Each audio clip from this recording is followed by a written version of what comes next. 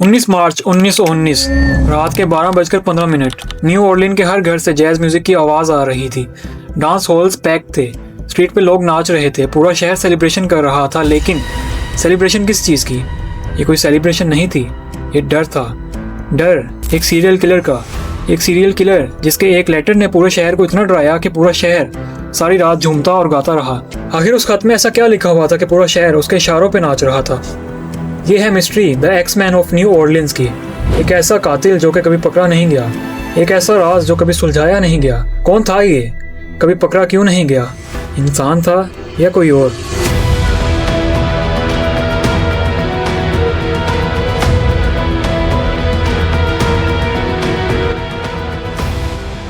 उन्नीस 1918 दुनिया उस वक्त एक मुश्किल दौर से गुजर रही थी।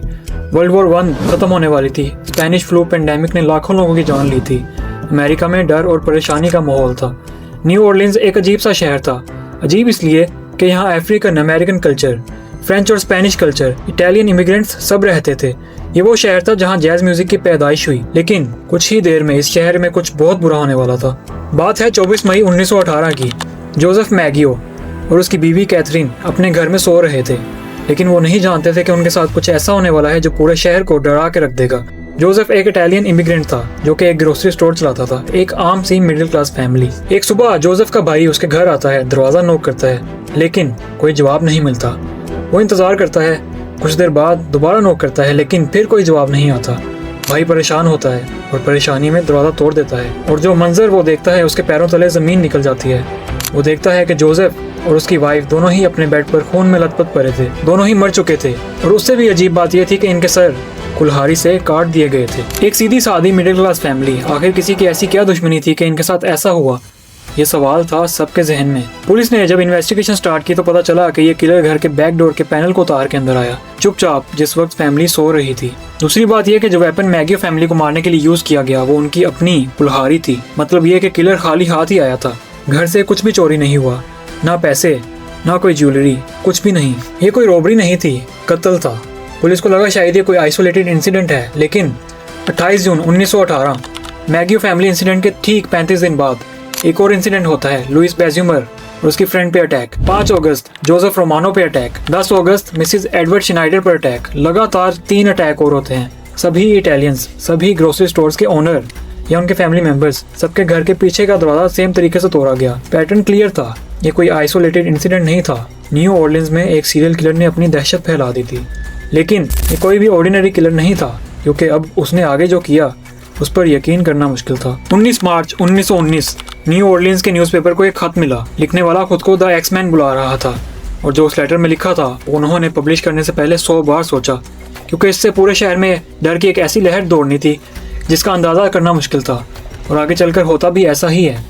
आखिर उस लेटर में क्या था, आइए जानते हैं। किलर लिखता है, स्टीम्ड मॉर्टल ऑफ न्यू ऑर्लिन्स, उन्होंने मुझे कभी पकड़ा नहीं और कभी पकड़ भी नहीं सकते। उन्होंने मुझे देखा भी नहीं। मैं इनविजिबल हूँ, जैसे हवा तुम्हारी ज़मीन के गिर्द है। मैं कोई इंसान नहीं हूँ, मैं एक रूह हूँ, जहन्नुम का एक शैतान। ये सुनो, ये बंदा खुद को शैतान बुला रहा है, इंसान नहीं। मैं वही हूँ जिसे तुम ऑर्लिनियंस और तुम्हारी बेवकूफ़ पुलिस एक्समैन बुलाती है। ये लिखा था उस लेटर में, लेकिन अभी और भी है जो कि बहुत अजीब और हैरान करने वाला है। वो लिखता है, अगले ट्यूसडे 19 मार्च को रात के 12:15 मैं ऑर्लिन्स के ऊपर से गुजरूंगा, और अगर तुम बचना चाहते हो तो एक काम करना होगा। मैं जैज़ म्यूज़िक का बहुत शौकीन हूँ, और मैं जहन्नुम के तमाम शैतानों की कसम खा के कहता हूँ, जो भी इंसान उस वक्त अपने घर में जैज़ बैंड बजाएगा तो बच जाएगा, जो ऐसा नहीं करेगा तो उसे कुल्हाड़ी मिलेगी। कौन था आखिर ये जो खुद को इंसान नहीं शैतान कह रहा था? और इसके इस लेटर से लोग इतना डर गए कि 19 मार्च 1919 सूरज अभी ढला भी नहीं था कि पूरा न्यू ऑर्लिन्स इस चीज़ पर लग गया। जो लोग अफोर्ड कर सकते थे वो डांस हॉल्स में गए। हर क्लब, हर बार, हर रेस्टोरेंट में जैज़ बैंड प्ले किया गया। जो लोग अफोर्ड नहीं कर सकते थे उन्होंने अपने फोनोग्राफ्स पे जैज़ रिकॉर्ड्स बजाए, इतनी ऊंची आवाज़ में कि पूरी गली में आवाज़ें थी सिर्फ जैज़ म्यूज़िक की। उस रात के लिए स्पेसिफिकली एक गाना भी लिखा गया जिसका नाम था the mysterious Axeman's jazz, don't scare me papa. ये गाना इतना पॉपुलर हुआ कि इसकी कॉपीज हज़ारों में बिकी। रात 12 बजे तक पूरा शहर एक सिम्फनी बन चुका था। लोग डांस कर रहे थे, सेलिब्रेट कर रहे थे, लेकिन खुशी में नहीं, डर में। किलर ने अपनी बात पूरी की। उस रात कोई भी अटैक नहीं हुआ। यहाँ पर सोचने वाली बात है कि उस किलर को वाकई जैज़ म्यूजिक इतना पसंद था या फिर वो लोगों के साथ खेल रहा था। कहानी यहाँ ख़त्म नहीं होती। अगस्त 1919 में एक्समैन की वापसी होती है। जब वो सारा लोमन नामी एक औरत पर अटैक करता है, लेकिन उसकी खुशकिस्मती कि वो बच जाती है। सितंबर 1919 में दोबारा अटैक होता है, सारा पर ही, लेकिन अलग घर में, और उसका लक कि इस बार भी वो दोबारा बच जाती है। अगस्त 1919 में आखिरी अटैक रिपोर्ट किया जाता है माइक पेपिटोन नामी एक इटालियन ग्रोसर पर।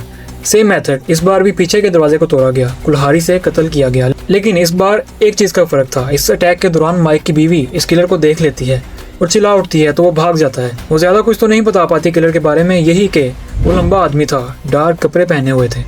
आप लोगों ने एक बात नोटिस की कि ये सब लोग तकरीबन इटालियंस थे और उनमें से भी ज़्यादातर ग्रोसरी स्टोर्स के ओनर। इसका क्या मतलब हुआ? इसकी इनके साथ कोई ज़्यादा दुश्मनी थी?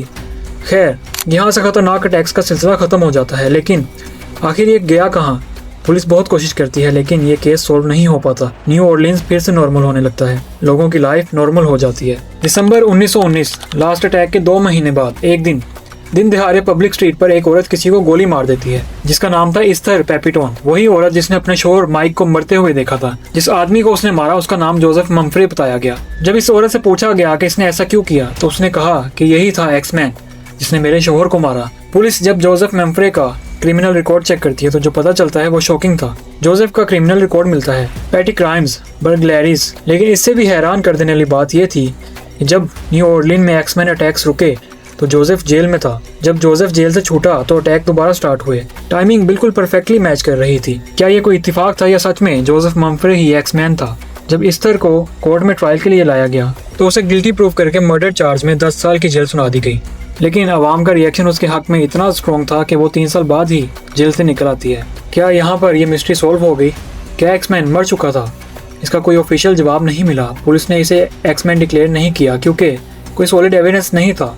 लेकिन सारे फैक्ट्स एक ही इंसान की तरफ इशारा कर रहे थे, जोसेफ मम्फ्रे।